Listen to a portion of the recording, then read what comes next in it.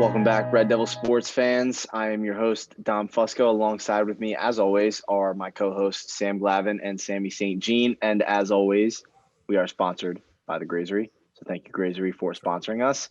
Today, we have with us Phil Butler is our interview segment. If you go to Dickinson, you know who Phil Butler is. If you don't, you live under a rock. And we also have our top 5 most influential athletes of color throughout history. So that'll be a fun list for all of us to get to. And boys, how are we doing today? Doing all right. Yeah, not too bad.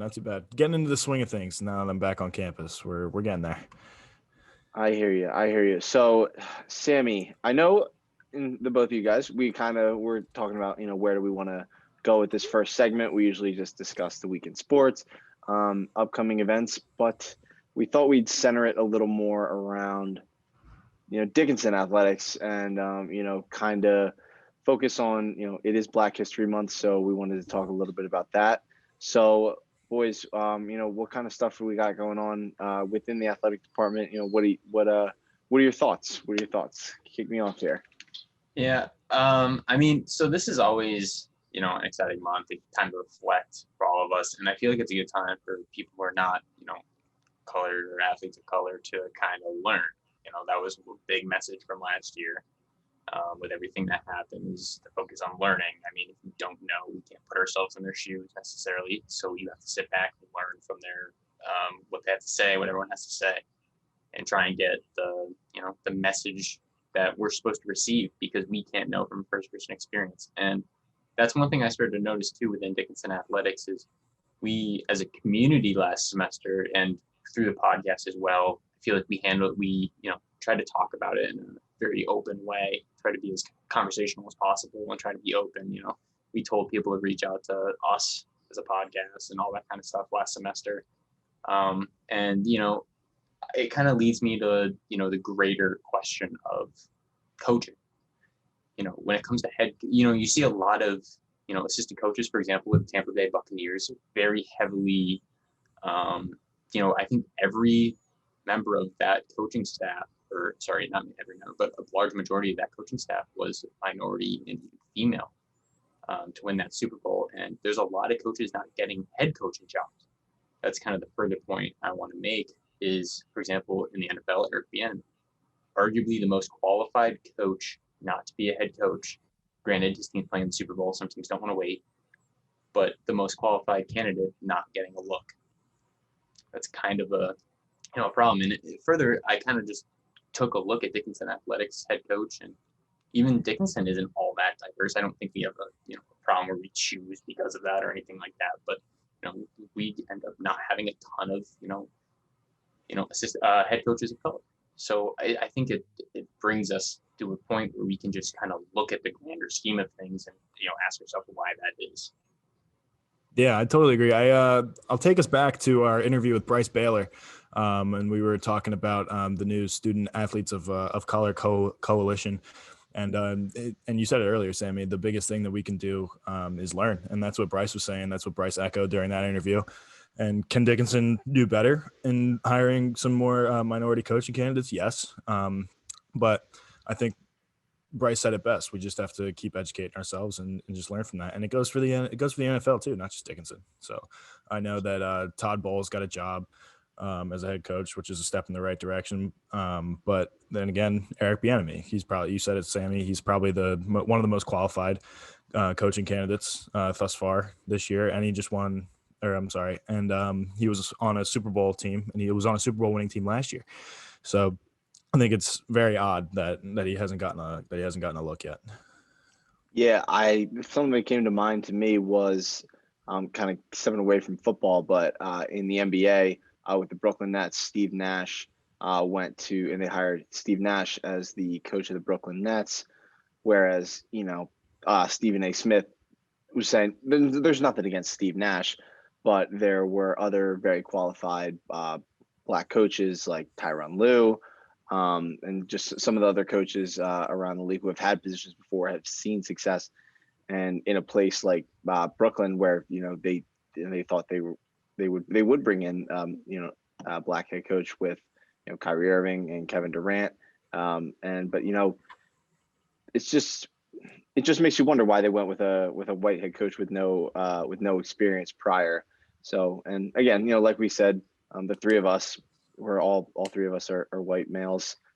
We will never know, what it's like to be a person of color, but by any means, like as the two of those guys have mentioned before, like our main goal is to learn. We are all a part of a team in some sense, RDSN. We are also a team, and we have worked to educate ourselves and basically just listen to others. And I think we've definitely taken steps in the right direction in all areas, but still work to do for sure. Yeah, I would also say furthermore on your kind of Brooklyn Nets point that, they hired Steve Nash, and, as someone who could potentially, pairing him with Kyrie Irving isn't a bad idea by any stretch of the imagination. But a team that is loaded on offense hires Mike D'Antoni, the guy who's joked about for literally taking the D out of D'Antoni because he can't coach defense. You hired that man, a white man, as your assistant coach for a team that needs help on defense. It's kind of a question mark. Granted, they hadn't had Harden there, so maybe they weren't quite as aware of that defensive deficiency. But you're a newly constructed team without a preseason, without a whole lot of practice. It's kind of a glaring thing. And the other thing I wanted to bring up kind of before we roll into our interview was the whole thing that's been going on back in the NFL with Deshaun Watson. A little while ago, we had that shove and dribble thing with LeBron. And he obviously handled that as well as he possibly could have. But the same thing is coming up with Deshaun Watson, where he is voicing his opinion. Houston Texans and their ownership have had issues. I forget the exact quote. It was something about keeping the inmates in line or something a while ago from their original owner. I think that owner had passed, but that's something obviously you can't say. And Deshaun Watson finally got fed up with Houston and their ownership and everything, and he wants out. And Brett Favre, granted, I don't think it was a charged comment or anything like that. He comes out and says, "You get paid too much to say something." And I feel like that's a line that where how like a lot of the time, I think one thing we talked about in the last interview last time with Bryce Baylor is sometimes we say stuff and we don't know it. We don't recognize that we're saying something that is insensitive. That's just blatantly wrong. And that, I think, is one example of one of those comments. Yeah, and similarly with Drew Brees during the Black Lives Matter movement over the pandemic. I mean, he came out and he said something something ignorant. I don't remember the exact quote, but he a couple days later, he had some teammates and they sat him down. They were like, "Hey, this is what standing and kneeling for the national anthem is all about." And he learned, and then he said something. Then he made a statement saying that he gets it now. So, I mean, that's the epitome of what we're trying to do here. Is we're just trying to learn. And I think Black History Month is especially a good time to be doing that kind of thing. And I think there's no better person to talk about this with than Phil Butler. So we will get into our interview with him right now. As always, a quick word from the Grazery, healthy, not boring. That's not just the motto of the Grazery, but it's also their promise to you. Visit the Grazery today and indulge on fresh Mediterranean-inspired salads, sandwiches, and soups, among other great options on menu that serves both breakfast and lunch. Eat in or take out. No reservation needed here, so hurry on down to 156 West High Street, just yards from the campus, and enjoy a fresh and feel-healthy meal today. All right, everybody, we are back with a very special guest, the man himself. And like I said in the first segment, if you don't know him, you're living under a rock. My teammate, Phil Butler. Phil, what's going on, brother? Bro, how you doing? Doing well. Really appreciate your time, you joining us tonight. So I just wanted to kick it off by saying, you do so much for the school, for our team in football, for your fraternity. You're just a part of so much. You've made an incredible impact on Dickinson and the entire community, and as well as the Carlisle community. What have been some of the rewards and struggles of being, involved in so much and, not being able to be there on campus this past fall and now this spring? What's that been like for you? Just a man who's got your arm in a ton of different things. Man, it's a lot of Zoom, a lot of Zoom. Microsoft Teams, my best friend this past year. It's been crazy. But I'd say that some of the benefits have been being able to, get to know a lot of people, being able to build a lot of relationships. Obviously, if you tell me you need something, I'm gonna come in with whatever I can to help you out. And so being able to have really meaningful relationships like that, and being able to help and use resources from different spaces to help another space. So for example, if there was something going on in Carlisle, where there was like a fundraiser, something like that, I could bring that to the football team and we could raise money there, or I could bring it to my fraternity, and using these different platforms to help other places affect change. And so I'd say that's probably the biggest, benefit so far, especially with COVID and everything that's going on. A lot of people need a lot of different help. And so with Order of the Scrolling Key, for example, we did a fundraiser for different local businesses and student-owned businesses, where we gave them some money this past last semester. And so that's definitely been probably the best thing. Just struggling, man, with time management. Obviously, being in the crib all the time is it can get rough. It can definitely get rough, staring at a screen all day. But you make do with what you have, and so that's definitely the biggest challenge. And obviously, not being able to see everybody, that's tough for everyone as well. So. Yeah, so I mean, it's Black History Month, and I kind of want to roll with my first question and just kind of ask you, when this month comes around, and obviously we should be reflecting on all the people that have come around and, inspired us, done so much for change. And I wanted to ask you, who comes to mind first in terms of inspiring you, and whose actions in the past have, stuck with you the most? That's a great question. So, I mean, me personally, I people always used to tell me I look like Malcolm X, I think because we both had red hair and the glasses or whatever. So I've done, a lot of research on Malcolm and his evolution through his career and his place in life as an activist. And people only see the side of him, or we only really know the side of him who's more militant, and we always think of associate him with the Black Panther Party and being aggressive, when towards the end of his career he was preaching more democratic and peaceful ways of going about systematic change, basically. And he was closer to ideals with Martin Luther King than he was when he first started. He wanted to disassociate with the Black Panther Party because of different politics that sort of went on in there. And that's not saying the Black Panther Party was bad, but it's just saying that he evolved as a man and started to see things differently as his life went on, and started to realize what was really important to him. And so being able to, correct and see when you're wrong, especially as somebody who's in the spotlight, who is a leader, is obviously admirable, especially to your integrity and your ability to hold yourself accountable. And so I think that's a big reason why he means a lot to me. Another one is my frat brother, Colin Kaepernick. Obviously, he's still very relevant today. And I think that when it's all said and done, he's going to be one of those people that we think about when we think about Black history, and what they did to really change the game. Obviously, we're on Red Devil Sports Network, and so him being able to sacrifice his position within the sports world, to sacrifice those millions of dollars to create change, or awareness in something that he saw as bigger than sports, is obviously real admirable and respectable, because I can't say for sure if I would do the same thing, And so for him being able to do that, I definitely see him as somebody that I look up to, and try and hold close whenever I'm trying to think about what's right and wrong. So. That's good. Well, you just answered my question. I was going to ask a similar question to Sammy, if you had an athlete of color in mind that maybe inspired you.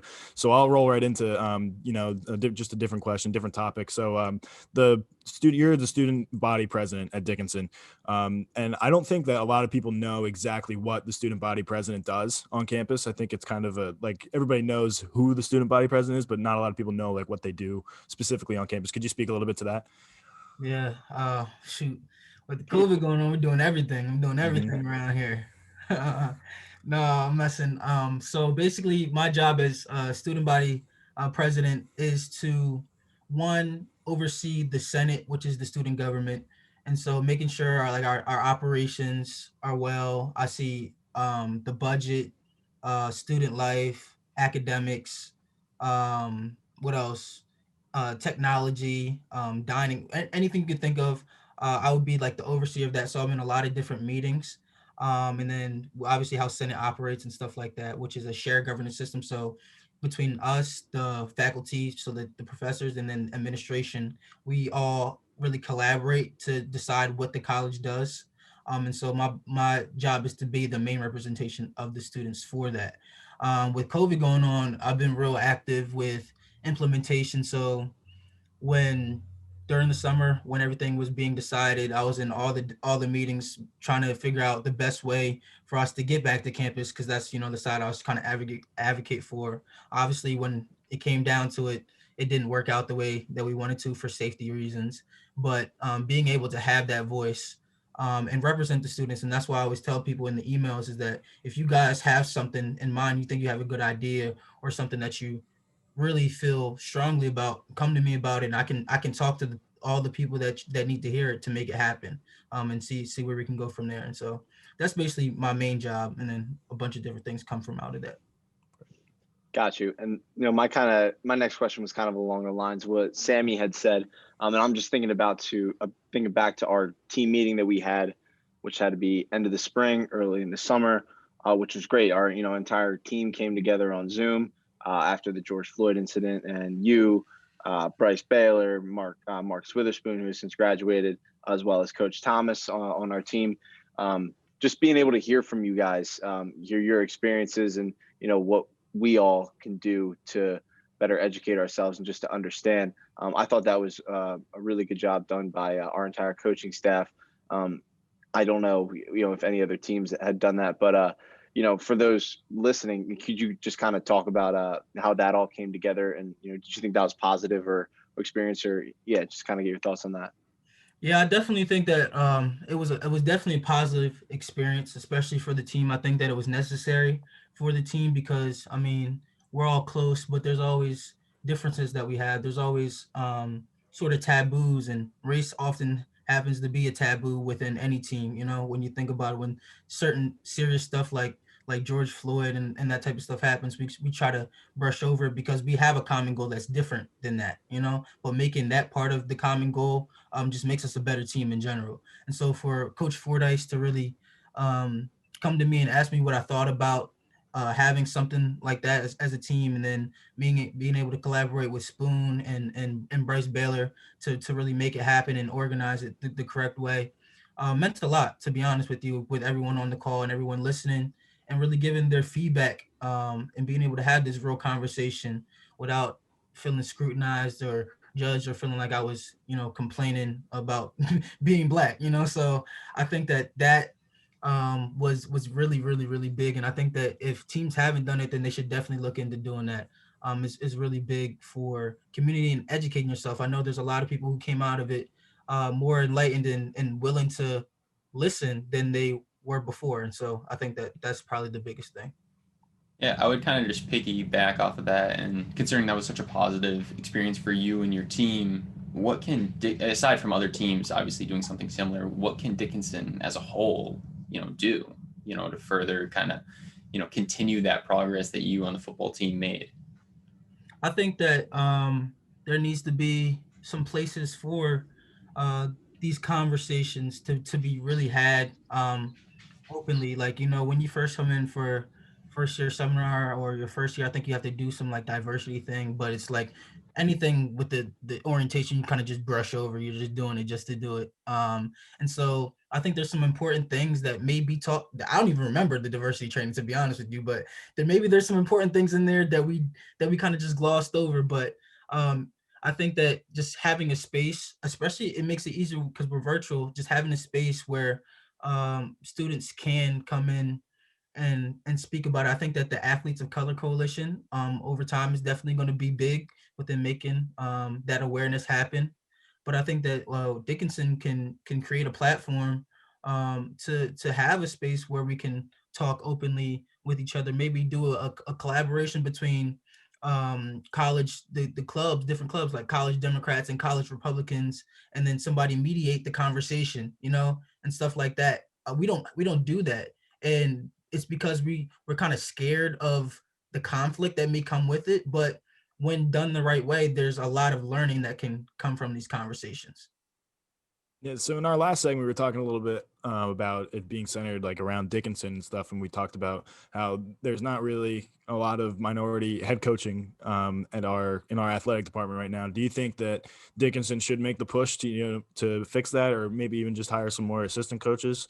100%, 100%. I definitely, I feel strongly about that too, because as much as it's important for the athletes of color to have someone on the coaching staff that can relate to them in a certain way, I think it's just as important for everyone else, for the white kids to have that as well, because you're learning from a different a viewpoint. You know what I'm saying? When you have a player on the team, that's like your brother versus a coach who's more like a mentor, and that's somebody you really look up to in a sense, and you can look up to somebody that doesn't necessarily look like you, and then the black person is seeing this, so it's a different dynamic that you don't fully realize, and there's so much culture that can come from it as well.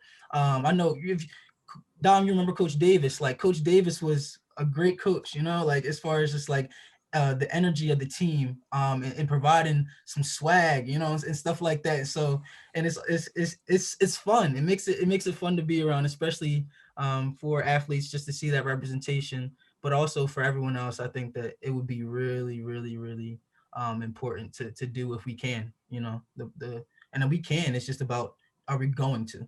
I think more so than anything. Good. Totally. And you got to have, it also provides that sense of like relatability and like comfort in a sense for players. If you have a team of however many people, you have maybe one, probably most cases like zero, black coaches or minority coaches. Some athletes, they may be a little more introverted, may be reserved. They may not feel like they have that coach that they can go to, feel comfortable going to. They may not have that many black teammates or teammates of color to go to. So that's, I would just say to Sam's point and to what you just said, it's a great point.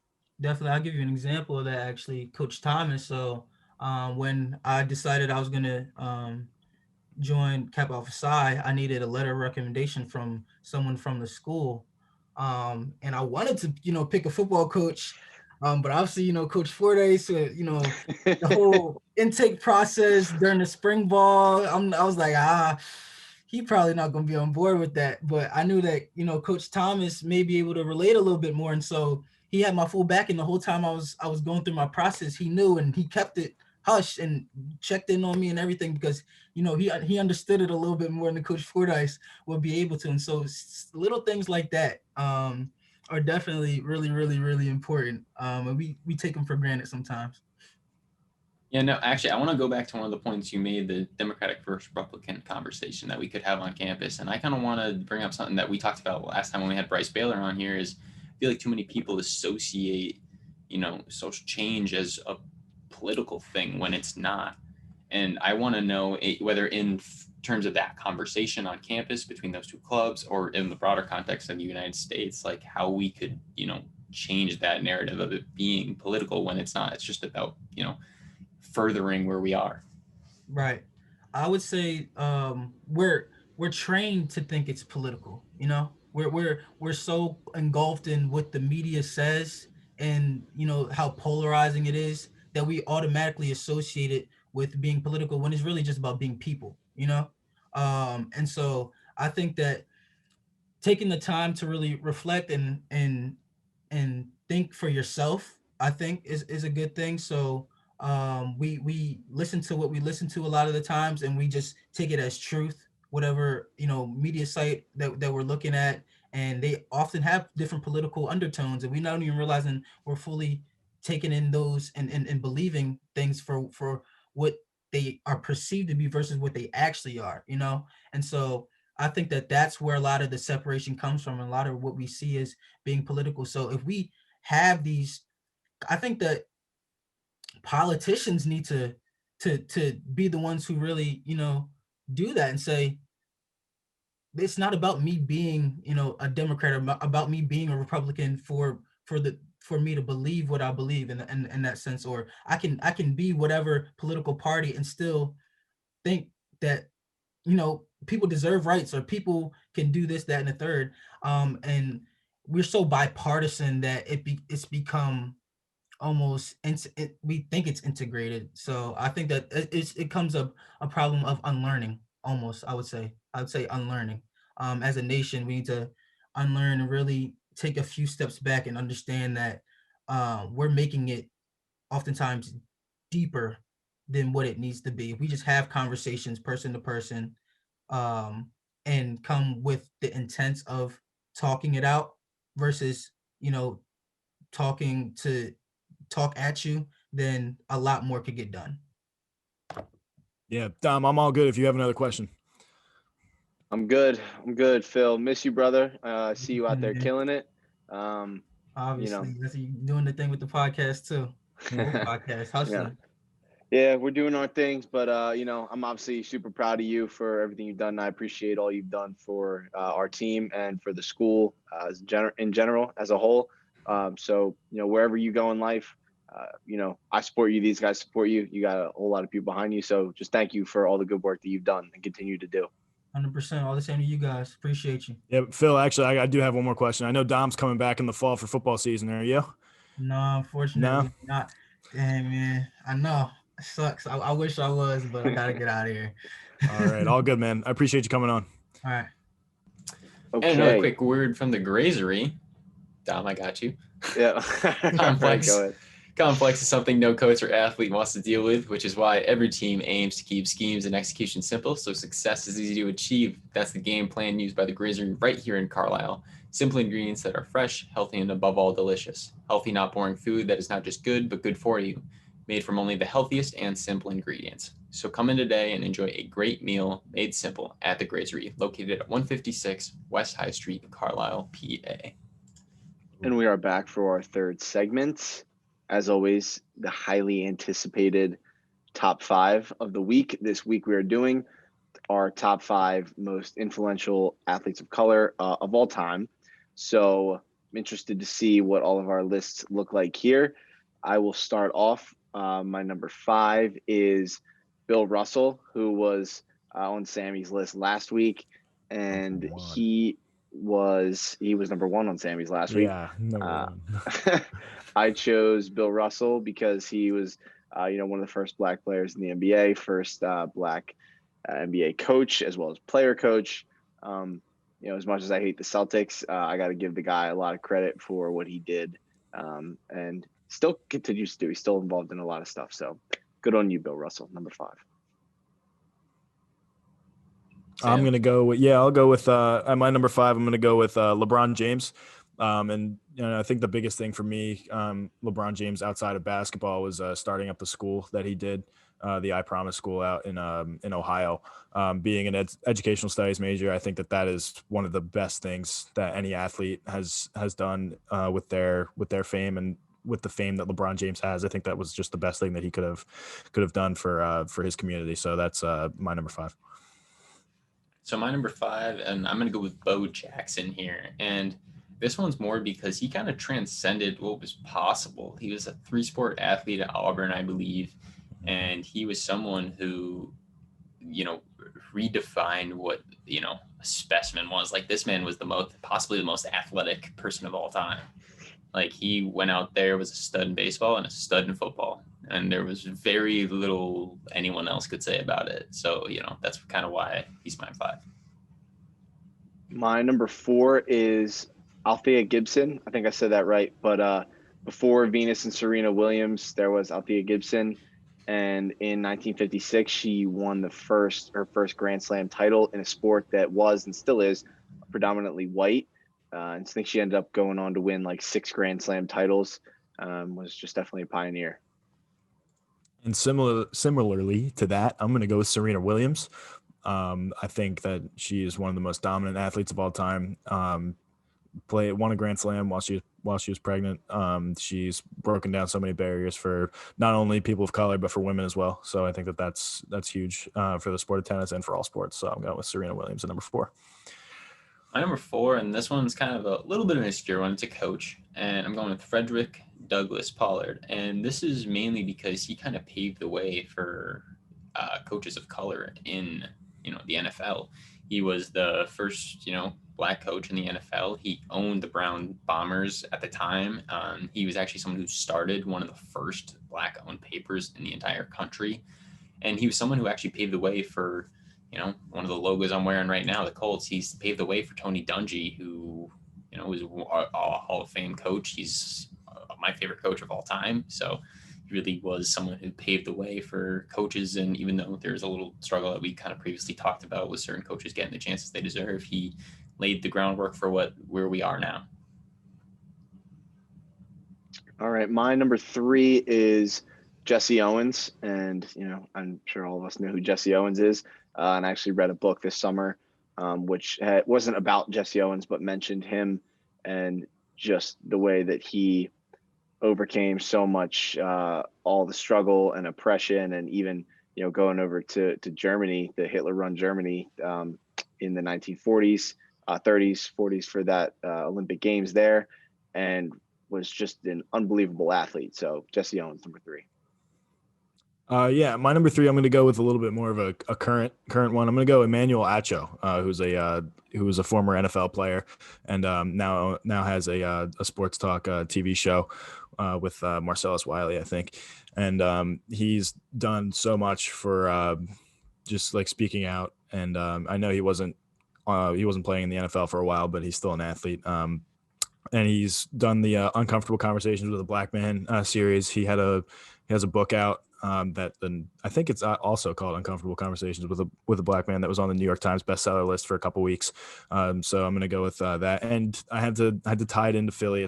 At some point he played for the Eagles. And he was unfortunately cut, but yeah, Emmanuel Acho. So my 3 actually was Jesse Owens, and this one, he was actually the only thing I kind of had to add to what Dom was saying is I don't remember the exact quote, so don't come at me for being slightly off here. But I remember he said something about after his performance, he's like, Hitler didn't want to shake my hand, and neither did anyone really in the United States. And it kind of just shows to you like how open he was about what he was doing. It was I think it was Roosevelt was the president at the time, and he was a battle where he wasn't necessarily accepted in the country he was competing in, nor the one he comes from. My number 2 is Cassius Clay, Muhammad Ali, and he has been on my list quite a few times lately. But I really look up to him and all he did, was able to do, and he was just so much more than a great athlete. He was an activist. He just was able to influence and capture the attention of audiences so easily and eloquently. So Muhammad Ali is my number 2.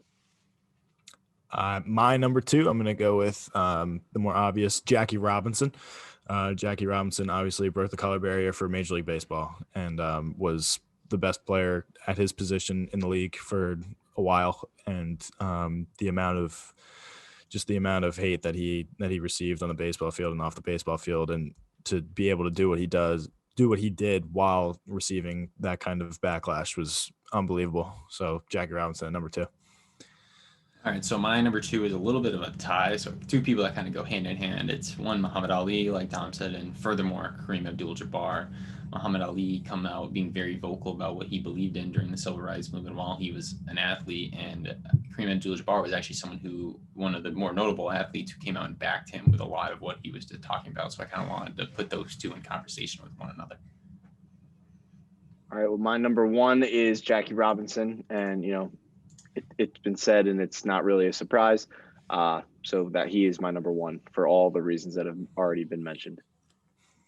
Yeah, and my number 1 is actually Jesse Owens. So I'm glad that we all 3 of us had him on our list. And the reason I put him in number 1 is because I think it just took so much guts to go over, not only to just waltz into enemy territory, but to go and compete and win at the same time in one of the most feared regimes in the history of the world.